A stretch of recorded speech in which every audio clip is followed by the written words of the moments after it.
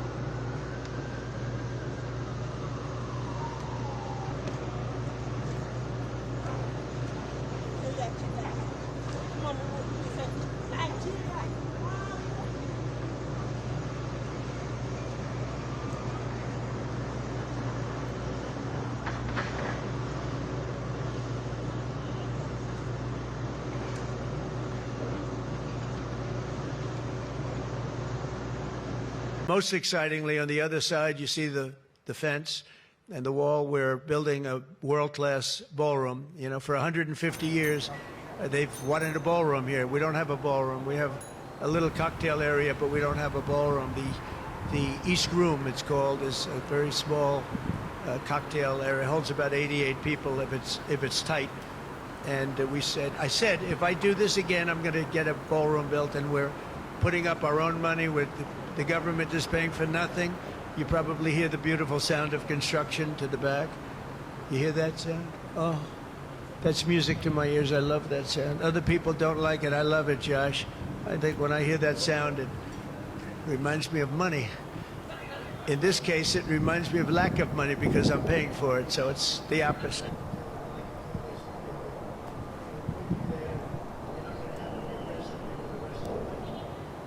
I just want to welcome you to the incredible Rose Garden. It's just an incredible place. It was done, we did it, brought it back to health. It was in very bad shape, actually, and we brought it back to health.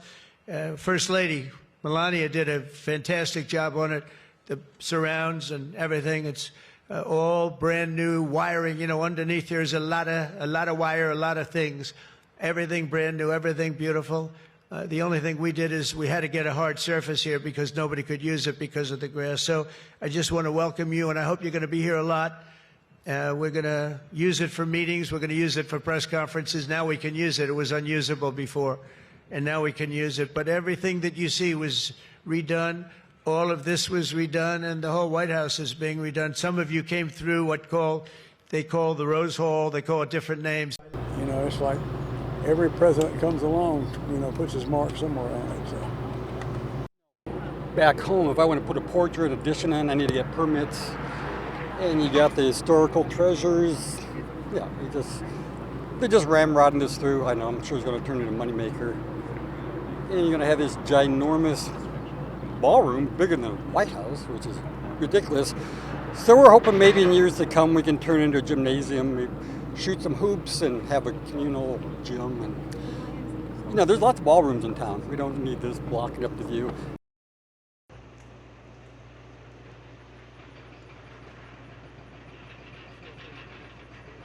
It's never good to change the history. You have to assume your history, that's all.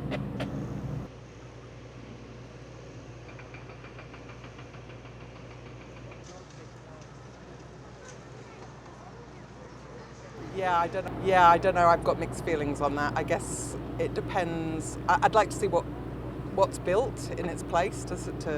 But for me, the question's more about the money side of things. You know, it's like, is that the best thing to be spending money on? But you know, my government makes strange decisions too, so I'm not judging. I am very disappointed because I'm the first time I was in Washington, but I don't see the White House.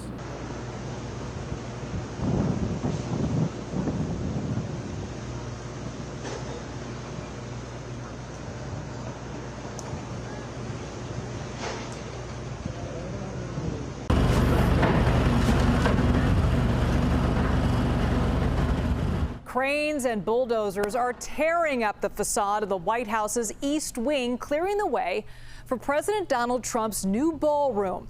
It's a $250 million project fully funded by private contributions and businesses and individuals. Now, these renderings give us a glimpse into what the White House will look like.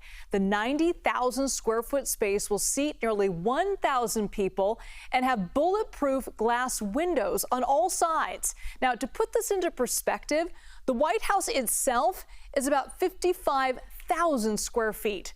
Joining us now is Jennifer Pickens, the White House and First Lady expert and author of the book, Entertaining at the White House, Decades of Presidential Traditions. Jennifer, thank you so much for being with us.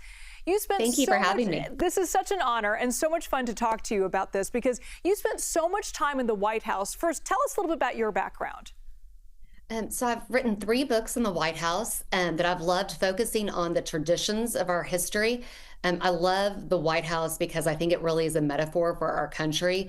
So my first book, Christmas at the White House, it really is a reflection of how traditions and things have changed over time. When you think about when the average American had a Christmas tree, it was about the same time the first Christmas tree appeared at the White House with Benjamin Harrison. Then we had pets at the White House. And then this latest one, Entertaining at the White House, Decades of Presidential Traditions, was just so much fun to really dive in and look at all these traditions and see how they've evolved over time and how they really have been such a part of our integral of our history.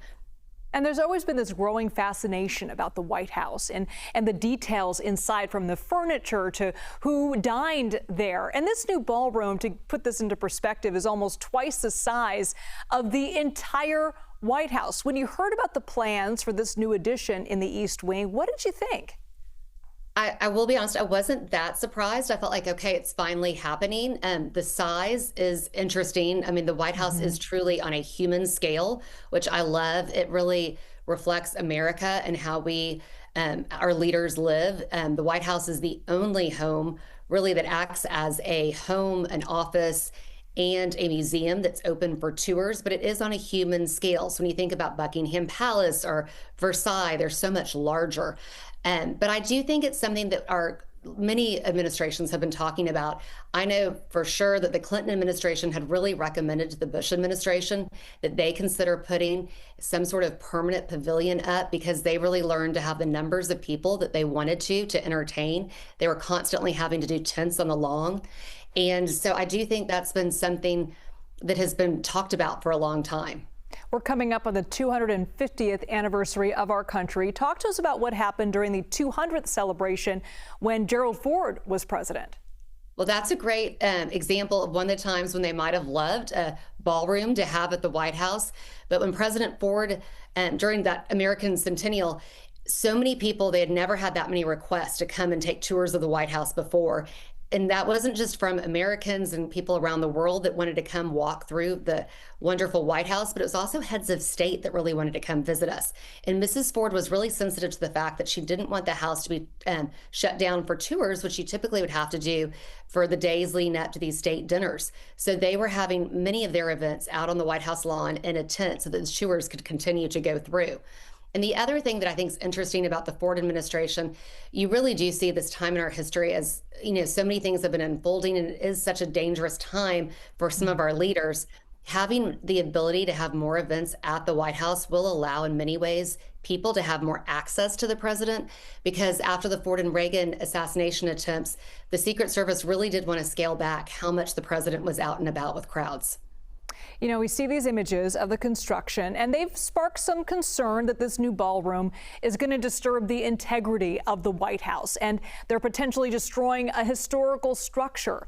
How do you think former presidents and first ladies would feel about the construction of this new ballroom? You mentioned that presidents and first ladies have wanted more space to entertain, but when you see pictures like that, what do you think how do you think they would feel? I think it would depend on which administration. Not all of them wanted the space. The Reagans famously had almost a state dinner a month, and they were able to keep it all in that state dining room at roughly 130 people. But I will say all presidents and first ladies on both sides of the aisle, one thing that really unites them is their ability to look to history to find comfort. And I know that a lot of people, need to remember the time of the Truman renovation. We're so lucky that President Truman was president when the White House really was falling apart, and he completely restored it. But he also added the Truman balcony, and a lot of people are really upset about that. A lot of historical architects were calling to try to stop it, and now it's become part of our loved and cherished image of that White House. I can't imagine really what it would look like anymore. I've seen photos, but when you think of the White House, the Truman balcony is such a big part of it. And you've been part of some of these grand parties that have been held at the White House. Can you speak to the importance of this type of soft diplomacy and the role that it plays when it comes to the president's office? I do not think we can underestimate the importance of soft diplomacy enough. It really is, even if we don't always cover it, when you read newspapers overseas after these big historic visits, an invitation to the White House for a head of state is really an invitation saying you are in good standing with the United States. And people are completely poring over the details. I mean, it truly, sometimes I think other countries will have more media covering White House state visits than we do on the royals. I've had one person tell me that they were in the room during President Reagan's historic state visit with Russia, that you could literally feel the Cold War melt. And I thought that was such a great way of describing it, that so much more can be done in these meals and when people can get together and talk and exchange ideas, that it's just, you can't appreciate it enough. Do you have a favorite memory of your days at the White House, planning all these big events? Oh, yeah. I just think you cannot, every time you think of one, I was not part of the planning, but I did get to watch with the press President Trump's last state dinner for Australia during his first term. I thought was one of the most amazing moments in White House history. He had every branch of the United States government, United States military, represented on all of the angles of the Rose Garden. The state dinner was in the Rose Garden. The Marine Band was on top of the Oval Office. You had the Marines. Everyone was standing on roofs or in the bushes. And looking into the guests, you could see Henry Kissinger, and he had started crying and said it was one of the most powerful moments he had ever witnessed. And so when you think of somebody like Henry Kissinger that's been attending these events since the Nixon administration, to say that, it really brings to the forefront Jennifer how Pickens. special of an evening that was. Oh, yes. And the pictures of all these events that are in your books are just remarkable. It was the largest musical, I think it was the largest musical military performance at the White House, and it was just magical. Wow. To be a witness to some of the things that you have been able to see in your career. Pretty cool. All right, Jennifer Pickens, thank you so much. I look forward to talking to you more in the future. Thank you. You as well.